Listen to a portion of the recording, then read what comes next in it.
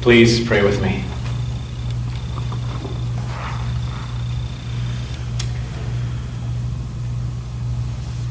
May these words that I speak and these pieces of story that you witness be grounded in my soul, encouraged by the God presence in me. And may these words and these stories be captured by your soul, enlivened by the God presence in you. Amen.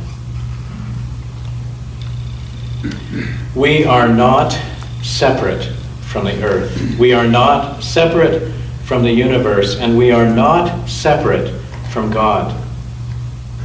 This is the reality. If we feel separation from any of these things, it is only because we think we are separate. But it has no basis in how life actually works. My hope in this season of creation is that this shift of understanding might happen, at least a little, for each one of us. For me, the shift in our thinking about our place in the universe is crucial. I believe, in fact, it is a matter of life and death, both physically and spiritually. And nowhere is that change in thinking more urgent than in how we live on this planet.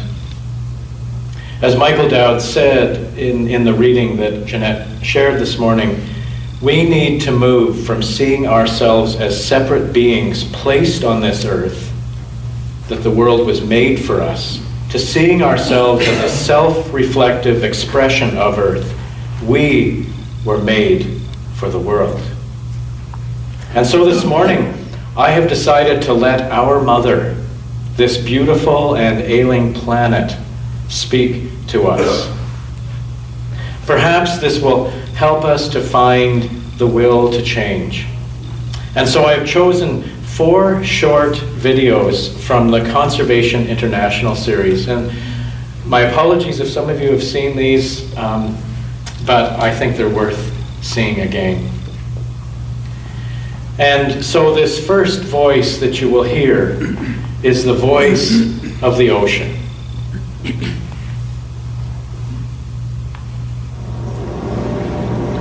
I am the ocean. I'm water. I'm most of this planet.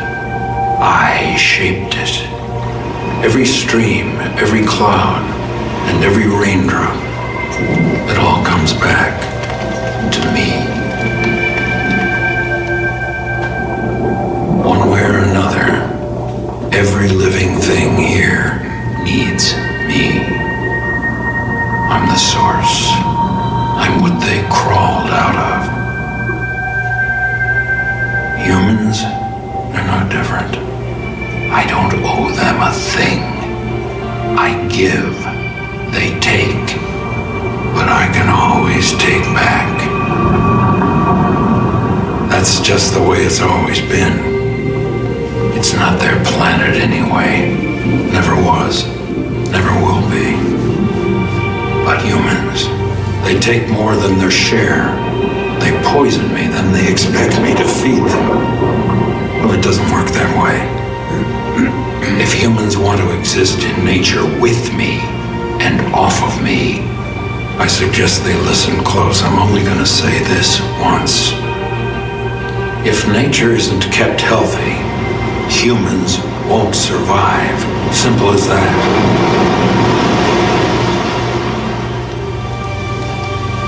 I could give a damn with or without humans. I'm the ocean. I covered this entire planet once, and I can always cover it again. That's all I have to say.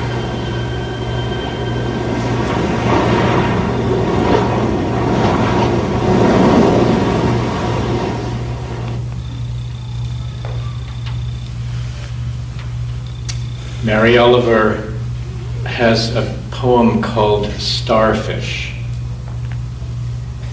In the sea rocks, in the stone pockets under the tide's lip, in water dense as blindness, they slid like sponges, like too many thumbs. I knew this, and what I wanted was to draw my hands back from the water, but I stayed there, crouched on the stone wall, while the sea poured its harsh song through the sluices, while I waited for the gritty lightning of their touch, while I stared down through the tides leaving where sometimes I could see them, their stubborn flesh lounging on my knuckles. What good does it do to lie all day in the sun loving what is easy? It never grew easy, but at last I grew peaceful.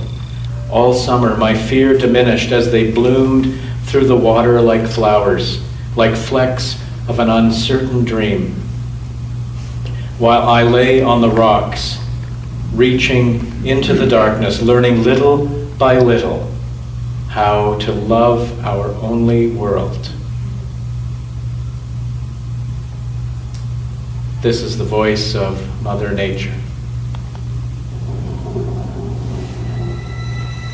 Some call me nature.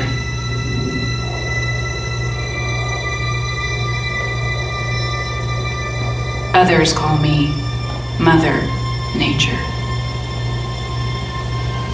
I've been here for over 4.5 billion years.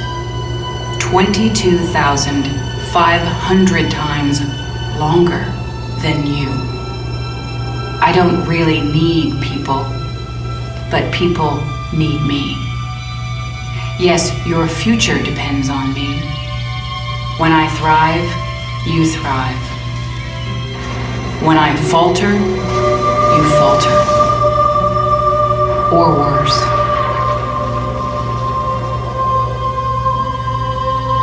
But I've been here for eons. I have fed species greater than you, and I have starved species greater than you. My oceans, my soil, my flowing streams, my forests, they all can take you or leave you. How you choose to live each day, whether you regard or disregard me, doesn't really matter to me. One way or the other. Your actions will determine your fate, not mine. I am nature. I will go on. I am prepared to evolve. Are you?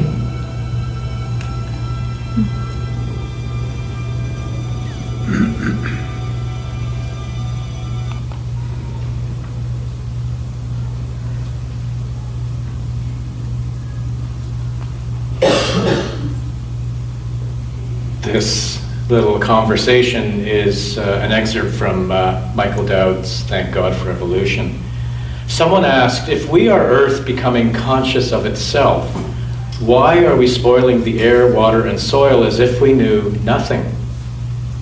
Another person in the gathering immediately raised his hand and asked if he could respond.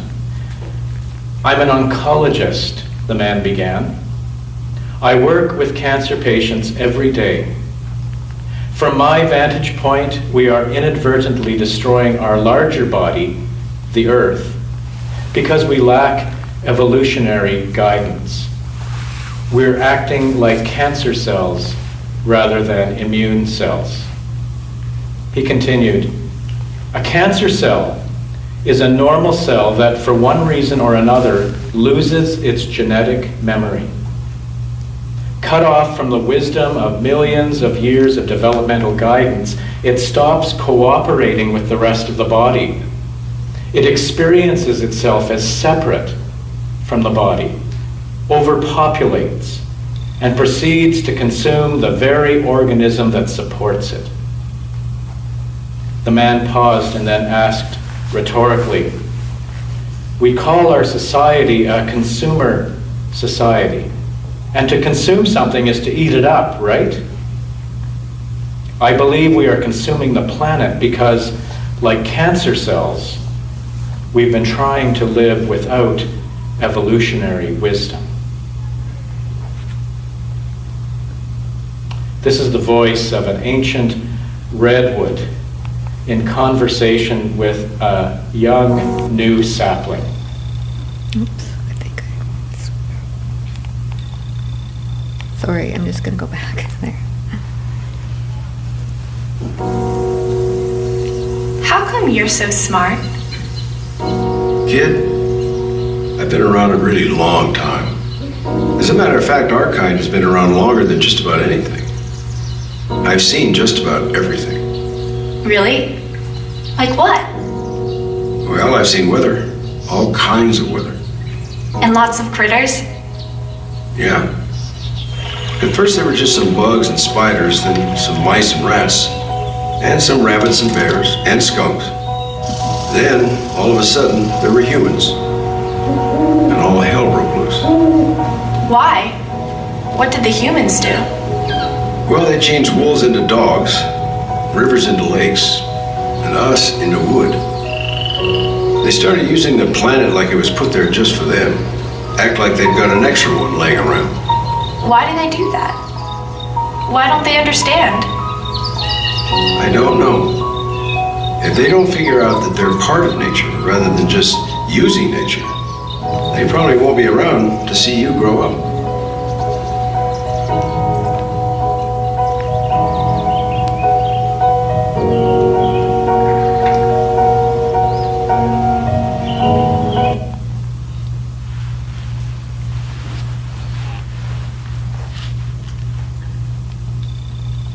Rainer Maria Rilke. How surely gravity's law, strong as an ocean current, takes hold of the smallest thing and pulls it toward the heart of the world. Each thing, each stone, blossom, child is held in place. Only we, in our arrogance, push out beyond what we each belong to for some empty freedom. If we surrender to Earth's intelligence, we could rise up, rooted like trees. Instead, we entangle ourselves in knots of our own making and struggle, lonely and confused. So like children, we begin again to learn from the things. Because they are in God's heart, they have never left. This is what the things can teach us. To fall, patiently to trust our heaviness. Even a bird has to do that before she can fly. This is the voice of home.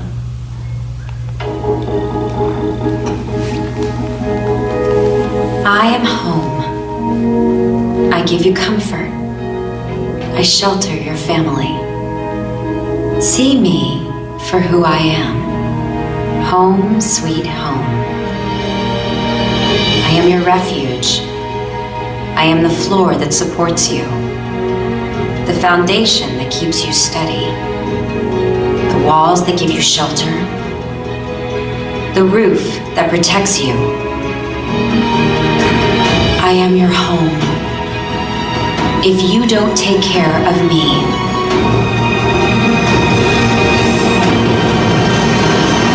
I cannot take care of you.